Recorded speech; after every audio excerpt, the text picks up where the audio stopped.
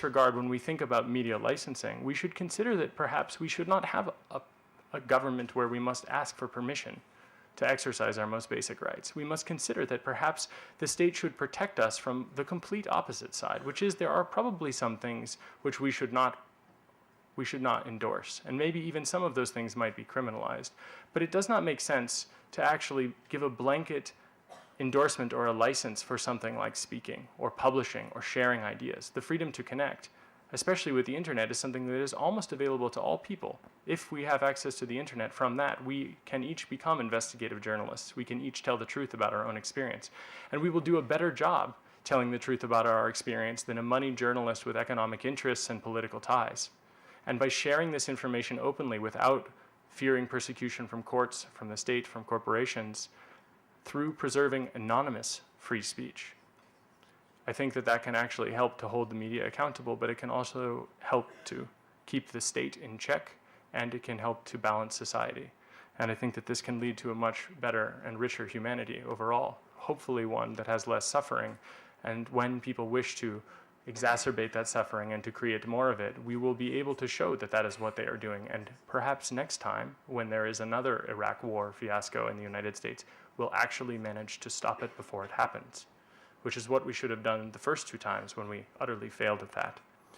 So thank you again for having me, and I'm quite honored, and I hope I have helped you to see a little bit more of an international perspective. So we heard from Professor Hargopal about specific instances where of irresponsibility by the media, and questions that he threw up in terms of how does one really respond to this. And we heard from Jacob here about pushing the limits really of media freedoms and not knee-jerk reactions to actually limit the freedoms of media, and how does one look at it. And of course, we have to keep in mind the Indian legal context and the fact that our free speech rights are limited and limited through law. And how does one then... And primetime anchor with CNN IBN. Our fourth speaker for the opposition is Mr. Vipul Nanda, a student of the 5th year BLLB Honours. Thank you.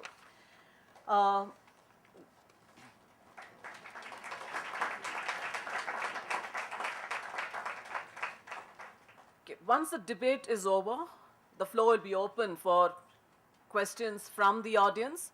We request you to send your text questions throughout the debate to the following number, 88-671-70310. I repeat, 88-671-70310. It's on the screens on the sides. Please send your questions with your names along with them in your messages, because the questions will be compiled, and we will be choosing those who can ask the questions, and it will be you who will come forward and ask the questions. We will not be asking it on your behalf. So please remember to send your questions throughout the debate to 886-717-0310, and don't forget to send in your names with the questions. At the end of the floor debate, we'll have the last poll to learn if in any way the debate has changed your opinion as you would have conveyed now through the pre-poll. Thank you very much. And on that note, on the motion, this House believes that the Indian news media has breached the trust of the Indian citizen. We invite the side that's speaking in favor of the motion to open their case. This is an excellent project, an ongoing project, and a relevant question. As for the wording of the proposition, I think it's been precisely worded. Note that we are not talking about the media, the Indian media. We're talking about the news media, which can be defined as the printed press, news television, radio that is yet to find its space in India, or proper role, and of course the digital media, that section of it that is devoted to news. We are also not, the proposition also does not claim that the news media have lost the trust of the Indian citizen or forfeited the trust of the Indian citizen. It said it's breached the trust. That's correct. I point this out because the Indian news media, in particular the press, the printed press, has a huge stock that it has accumulated over the years. a stock of trust. The Indian press is more than 2 centuries old, and it had a very significant role, an important role in the freedom struggle, despite the fact that its reach was not very much in those days. It took up social causes, reform, sometimes revolutionary ideas and so on, and that is well established. Amartya Sen has highlighted the role of the Indian press in preventing famines or in helping to prevent famines, but also criticizing it for not devoting the same kind of attention to chronic deprivations, chronic hunger in particular, and so on. So these are well-known contributions of the Indian press, and it's no surprise that there is a considerable stock of trust. What is this trust? You're not talking about people applauding the media for its investigation and expose of a particular scandal or a scam in media speak. Because there, when it comes to going after political corruption, the Indian news media, and in particular the press, has had a long track record, and it's done exceedingly well. Not always initiating the investigation. Typically if you do a short list of investigations in recent times, talk about the 2G spectrum scandal, the Commonwealth Games scandal, the Adarsh Housing Society scandal, the mining scandal, the coal block allocation scandal, and so on. Invariably, it's some constitutional authority or a statutory authority, or occasionally the police, who have really started it off, but the media keep the heat on, including the television channels, the independent or private television channels, and add to the information and participate in agenda building. That's, I think, important. So these are on the plus side. We are not dismissing it. We are not making light of it. But what we are saying now is, despite these historical advantages, despite the buoyant growth trends, slowed down recently, the economics is hardening, but still the Indian news media are in growth mode. The press is still in growth mode, particularly the Indian language press, news television. Although its economics is dubious, news television is still in growth mode. It's estimated that about 350 million readers of the Indian press, all languages put together, about 550 million viewers of television, although you must remember that only about 10% of that or less watches news television. That's for television as a whole. So, and so on. The reach is big. And I cannot forget the words of the CEO of WAN IFRA, the industry body at the World Newspaper Congress. I was a participant in it on the WikiLeaks, in a panel on WikiLeaks in 2011. And the CEO basically said that he said, the circulation is like the sun. It rises in the east and continues to decline in the west. Because there is a dual situation. There are two media worlds in the world. If you look at it carefully, talking about the press as well as news television, in mature media markets in developed countries, the industry is in irreversible secular long-term decline, and there's discussions of the future of journalism and so on. Whereas here, starting from a low base, we still are in growth mode. The key point here is don't confuse. Don't conflate the state of the news industry with the state of journalism. I think that will be a fatal mistake. Often in public discussions, people conflate these two things. 5 minutes left, thank you. Okay. Now, what's the problem here? We know the rogue practices, the bribe taking, the corruption in the media, the paid news scandal. I don't have to dwell on it. It's taken as read, because everyone here knows, I presume, what paid news is. But what is not recognized is that it's not just a rogue practice. It's something structural in the media, because paid news is not just during elections. Paid news is deceit. Paid news is not disclosing to the reader that you have been paid for news content. Paid news is not to acknowledge that it is paid for like an advertisement or paid for propaganda, and it is deceit.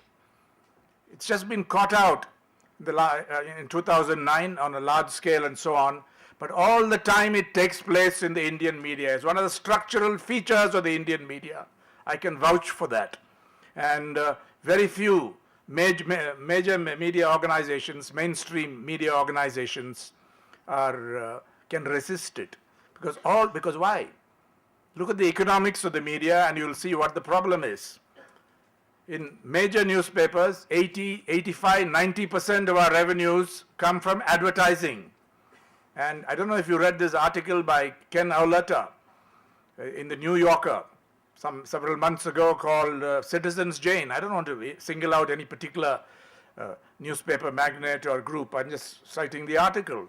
And he's talking about the industry, not just about one particular newspaper organization.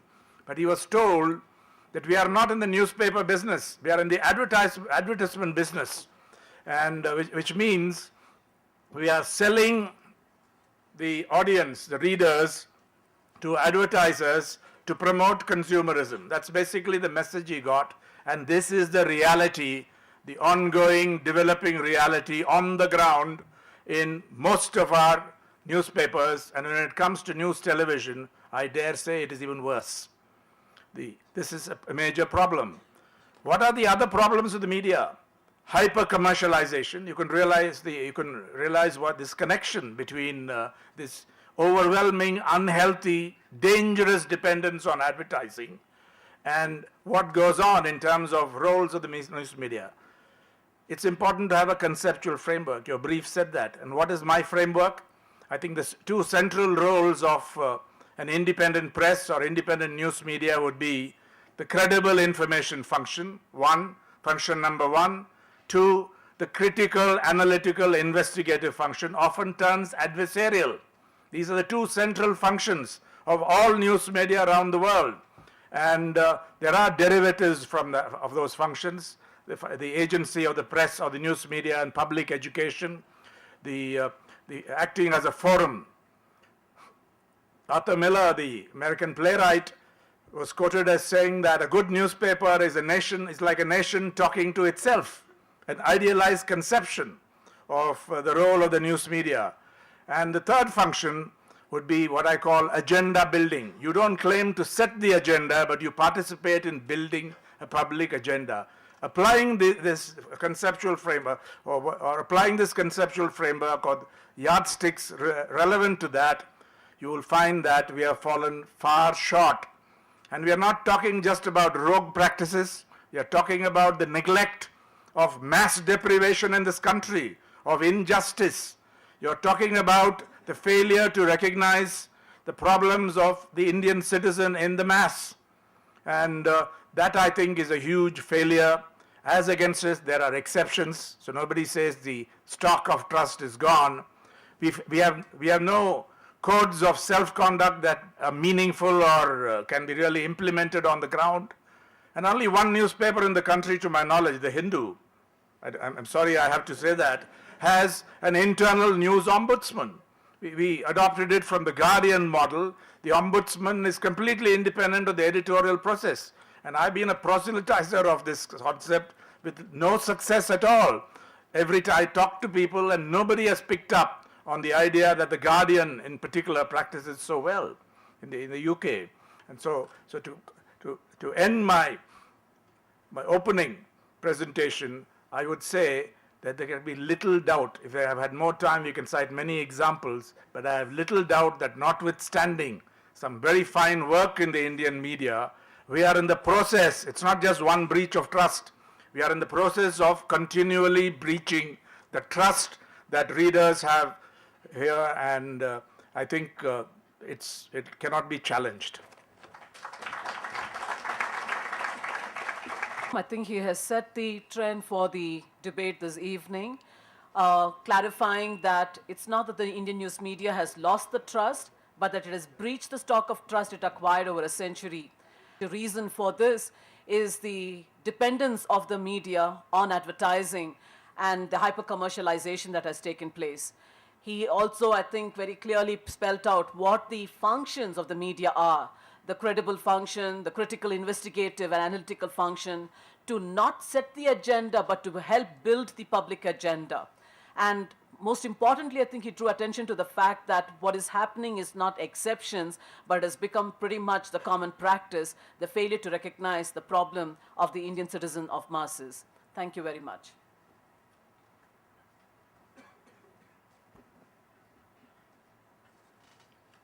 To respond to the important points that has been raised by the side government so far, we would like to invite the first speaker from the opposition. 10 minutes, okay. Well, let me start with a confession, and emotion. Upon me, they could persuade me to speak in defense of the motion, against the motion. Perhaps they thought that in the law school, a journalist could also be a lawyer, that you can argue both sides depending on who's paying you more. But in this case, this is all pro bono, I assure you. Is a valuable institution for those who know how to use it. The question that needs to be debated, and it was perhaps touched upon by one of the panelists in the earlier session of the discussion, I think Jacob pointed this out, that the primary responsibility of keeping the press on the track rests with the consumer. If it is a free market economy, and if a newspaper is a product, then it has to be shaped as per the wishes and as per the demands of its consumer. So I think that this question, whether the press is in breach of trust of the people, has to be posed to themselves by each and every member of this assembly and the readership constituents and the viewer constituencies of newspapers at large in this country. I'm very glad that Mr. N. Ram spoke ahead of me, for he heads a newspaper which is not just a big newspaper, it is also a great newspaper. Perhaps the only example that we have in this country.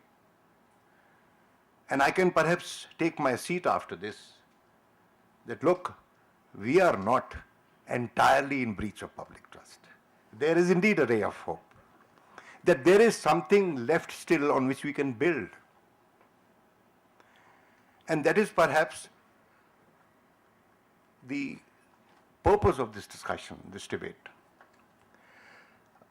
Look, I often feel that in a democracy, it's said that people get the governments they deserve. In a democracy, you also get the media you deserve. I have known of cases where people have chosen to be correct in their approach. They have started with the right intention, but because of business considerations, they have had to change their approach. It has been stated, Mr. Hargopal perhaps rightly mentioned about a television channel. I wouldn't name it, but I know personally, and I had personal discussions with the person who runs it, who's the face of it, that for the first 6 months or perhaps a year, he ran on a different model, which did not click with the people. And then, to sustain and to survive in the market, he became Fox News of India. It's simple as that.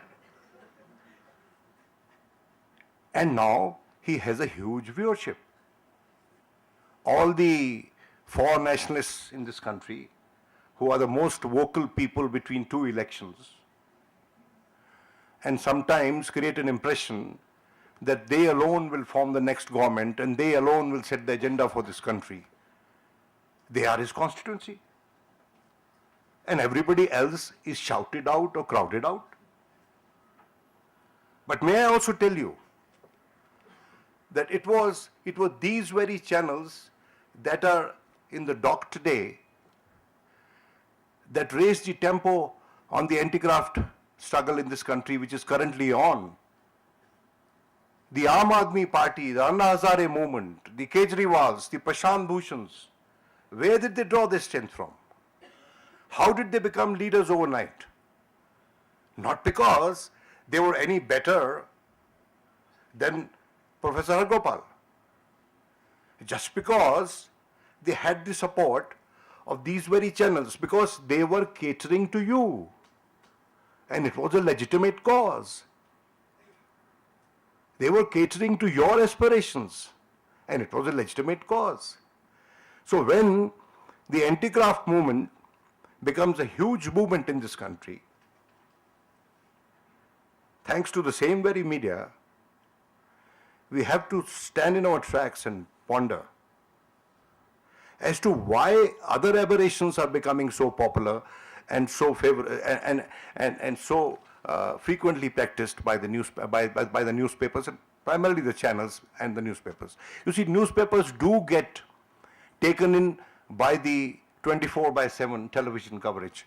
Indeed, they do, and at times they fall prey to it. But then they have time to reflect and think. They aren't dealing with the real-time information the way television is dealing. And dealing with real-time information is very dicey. I mean, you can go wrong. I mean, I started my career as a journalist with the wire services. They were the precursors to the real-time information. They were the original practitioners of real-time information. And even today, most television channels and also newspapers get alerted for news breaks by the wire services, even today, largely. To handle real-time information in a competitive environment is like handling radioactive material without the technology to contain it. We do not have, you see, when Justice Markanday Karju talks about the downsides of the media, I think he is actually putting his finger on the nerve. It's another matter that he does it in a manner that is pretty offensive. You know, he could be perhaps a little more polite. You know. Because you know what happens when you give a good message in a abrasive manner, you see the person to whom the message is targeted, he stops listening. And I think that you must stop listening to the people you think are transcending their limits in the media if you want to correct the situation. And don't forget that it is the same very media which has kept the investigations, the judicial processes, the taking it to a logical conclusion of people in 1984 riots, you see. It is the Indian media which is keeping that issue alive. It has been many, many years since 84 happened. It has been many, many years since 1992 and 2002 happened. It's still part of the public discourse because Indian media isn't entirely in breach of public trust. It still does, within its limits, within the confines and so-called definition of financial viability. Chomsky once wrote that wherever capital is growing or has grown or has gained influence, its tendency is to get decisions taken outside the sphere of institutions linked to the people. That is exactly what is happening. And the instrumentality in this case is the media. Now, when I say media, and Professor Hargopal asked, whose freedom is this? The proprietors, the readers, or reporters? No, sir, it's that of the advertiser. It is the freedom of the advertiser. You see, and at times I feel that a free press is not compatible with the free market economy. And why these aberrations are coming in, and why the working journalists, and I speak on behalf of the working journalists, all my co-panelists have been working journalists, that within the constraints that we function, we try and do an honest job. We wage a guerrilla warfare. I can't be a guerrilla without a well-defined line of retreat. So I can't be a guerrilla every day. I don't want to become a martyr in the path of divinity. No. I shall live and survive to fight another battle. You may call me compromised at one point of time, but then I shall have my say one day. So I think that there are no easy answers. This can't be answered in yes or no. Media is a mixed bag. Because our readership constituency, our viewership constituency is a mixed bag. Remove the rotten apples from amongst yourselves, please, and you see the impact. I was in Kerala just about early this month on the invitation of the Kerala Press Academy at Calicut. And there I was told by one of the very prominent functionaries of Malayalam Manorama, one of the largest paper.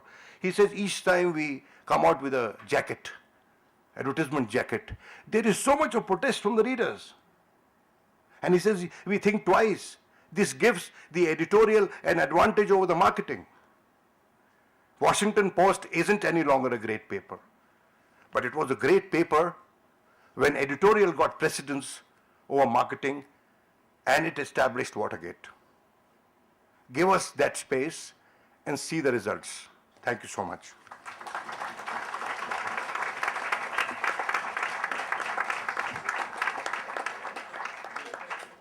Responses in your speech. Building upon the case that Mr. Enram laid down, that the problem with the media is structural, it seems that you want to rely precisely on this structural aspect